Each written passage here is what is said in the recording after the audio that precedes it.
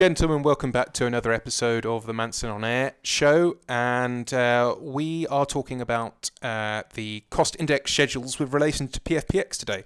So you may remember we did a video earlier this week talking about these new cost index schedules and the memo that was sent out. I'm not going to belabor the point. We went through the entire document last time and how it applied to SimBrief and the dispatch tool on the website. But today is really just a follow-up video to show you how it might apply to PFPX, which is another flight planning tool that's always worth using in my opinion. It's not everyone's cup of tea, but I do feel that you can get some more granular control and really get into the fuel figures with PFPX, whereas SimBrief is a really good, quick and dirty way to do things. I'm not saying that SimBrief is not a powerful tool, it is. It's just I personally find PFPX a little bit more professional and a little bit more granular. So here we are with the new cost index schedule, and I'm just bringing this here to show you that the aircraft files have all been edited to take account of the new cost index schedules. So if I jump into PFPX, and I'll quickly show you the aircraft database. So you'll import the aircraft data from the file on the website, and you should get pretty much all of these aircraft, right? So all of these are the aircraft in the Manson Air Group fleet. So it looks like there's 156 in the database at the moment. So yeah, it's quite a number. And they've all been edited very meticulously for every aircraft registration, and even the types down to what model is being used within the sim. So for example, the 737s are based off the PMDG 737 within Microsoft Flight Simulator. The 777 at the moment is based off the PMDG 777 in P3D. The C208, the Caravan, is based off the Cessna Caravan in Microsoft Flight Simulator, the default Asobo one. The same with the C172. You've got the ATR in there, which is based off the Microsoft Flight Simulator Professional ATR. So they've all been very, very, let's say, handcrafted and tuned for specifically to the model that is most likely to be used, or the most up-to-date model, if you like, in the simulator that you choose. So, so some of these, obviously, the latest models we have are in P3D, but others have been updated where possible. This has all been updated for Microsoft Flight Simulator. So let me just show you an aircraft. Now, today I wanted to show you an Oceanic flight crossing on the 7.3. So we'll dive into that one just to abbreviate this. So let's use Mike Sierra Whiskey. Mike Delta Sierra Whiskey, correction. So bring it up and I'll just show you what's within the configuration of the file. So you've got the registration there, the type, the ER with winglets, the engines, and all these weights, as I say, have been adjusted specifically for the 737-900 ER from PMDG in Microsoft Flight Simulator. You've got the passenger capacity, cargo capacity, fuel capacity, speed schedule. So you've got the default speed schedule, which is basically for your cruise, or you'll climb, your cruise and descent. Unfortunately, we can't schedule a cost index for the climb and descent profiles. So we just said 250 knots below 10,000 feet, 280 knots above 10,000 feet, and decimal 78 on conversion. And then once you're in the cruise, it will settle down into cost index 30, which, would you know it, is the cost index in the new cost index schedule. And then a descent again, decimal 78 conversion, 280 below 10,000, 250. Now the next set of speed schedules is for diversion, same again for climb and descent, but crucially remember, if you're going to divert, do remember to change the cost index figure to 0. If you don't, you may find yourself slightly short of fuel because the flight planning is based on a cost index of 0 for a diversion. So always keep that in the back of mind when you do a diversion, cost index 0 for the diversion speed schedule. I've basically kept this all standard down here. The configuration is specific almost to every aircraft registration. So every aircraft type has different equipment on board. But for example, the CellCal code is individual for every aircraft registration. The airline has its own code for every aircraft. It's a bit like a serial number, if you like, within the airline. So every individual airframe has its own code. RVR required for approaches. The operator, in this case, Manston Air, but there's VRM for Verona, Stratus Jet, STR, and WYM for YM. This is origin. This is where the flight plan has originated from. It's our headquarters in Manston. It's performance category Charlie, and you've got the remarks section here, TCAS2 equipped call sign Manston Air. So obviously that again will change for Verona and Stratajet and YM. So these have all been specifically crafted for every aircraft registration. Now, this is the interesting thing with the 737s in particular. If you have flown the 737 across an oceanic airspace, you'll probably know that you need to run the APU for the oceanic crossing. It was something that was required by the introduction of ETOPS to satisfy ETOPS requirements on the 737 in particular. Basically, they just want you to run an additional generator in case you were to lose one of the other two main generators, which are found in the engines. So the idea is that once you get to the oceanic airspace, you would turn the APU on. You run the APU as a sort of backup generator source throughout the oceanic crossing, and then turn it off when you get out the oceanic airspace. And until now, we've been planning our flights with APU burn from takeoff till landing for the oceanic flights. This is no longer required.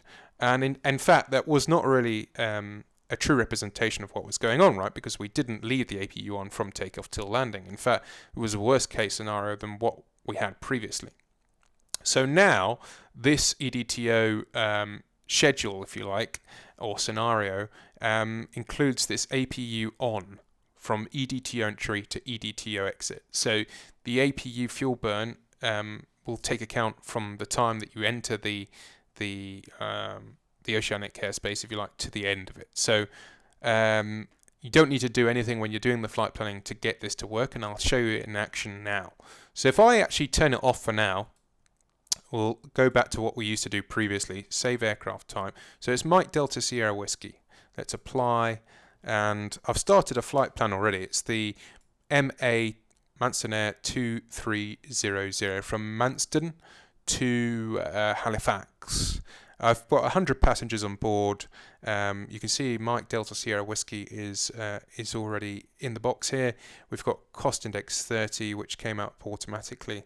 And I selected the company route from the ident page here with the preferred alternate Charlie Yankee Quebec Mike. So Charlie Yankee Quebec Mike is selected as the first alternate.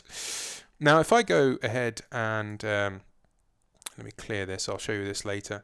If I go ahead and calculate this, click compute. This is without any APU fuel burn. So this is 18596. So this would not be a great fuel figure to go with because you'd be burning into your contingency fuel to run that APU throughout the flight. So what we need to do is we need to go back into it, and this is what we used to do, 18596. So what we used to do is just tick APU on throughout the flight. So now if I compute the flight, it will come up now with a higher fuel figure of 19497. So, it's a ton extra. It's a good amount of fuel extra. Fuel data include APU burn for entire flight. So it's a lot of extra fuel. And it could be the difference between you making it with your payload or not. So if I go ahead and replan it now and untick the APU fuel burn, and let's go ahead and change that aircraft data so that it goes to what it should be now. So we change it to APU on from EDTO entry to EDTO exit and apply. And then we go ahead and compute it again. Now we should get a fuel figure somewhere in between. So We started with 18596 with no APU fuel burn. We got 19497, so 900 kilos extra for APU from the beginning to the end of the flight. And now we found a fuel figure that's only really 220 kilos more for APU fuel burn throughout the EDTO portion of the flight, which is throughout the oceanic airspace, essentially. So this is a really good accurate fuel figure that we're expecting that we're going to need now. So it's a really nice change. One of the other things I like to do, because we do use cost index for certainly the initial part of the flight, so from taking off from Manston to Mallet. But what you'll more than likely get is an oceanic clearance that will give you a specific speed to cross the Atlantic. And you can be more or less assured that you'll need to maintain that speed till the oceanic exit point of Elsia. Now, being absolutely true to the book, you shouldn't change that speed once you leave Elsia until you've been given free speed. But in reality, in the simulator, we just schedule our cost index 30 again to assume that we have been cleared free speed. So at the moment, the flight plan doesn't take account of that set speed schedule. And in fact, cost index 30 will give you a less fuel required than setting a set speed schedule. So it's good to bake it in if you can. So if we have a look at our oceanic portion of the flight coming from Mallet to Elsia. There is Elsia. There it is. So this portion here, you can actually have a look at the TAS, so the true airspeed and the ground, well, true airspeed in particular. So the true airspeed is 455, 452, 450, 456. So there's a deviation there of, it's not massive, but deviation of 6 knots or so. So what we can do is we can replan, and we can now tell the flight plan, yes, we want cost index 30, but from this portion of flight from Mallet to Elsia, we want to be flying a set speed schedule of, in this case, let's say 0.78. So we're going from, let's try the auto feature. Mallet to Elsia, perfect. It recognised where the entry and exit point was. 0.78. Oh, it's just having a think about the weather again. Okay, a second. 0.78 and optimum flight level for the cruise. So now when we compute the flight, it will come up with an increased fuel figure. So before we had 18.825, now we have 19.050. It's not a big difference, but again, it's worth taking into account for your oceanic crossing. So now if we look at our speed difference from Mallet to Elsia, we've got 450, 451, 449, 451, 452. So rather than the 6 knot difference, we've got literally a 2 knot difference at max. So yeah, there is a difference there, but it's very, very minimal, and it's basically saying we're flying a set speed as we would in real life from Mallet to Elsia, which is exactly what we want. So perfect.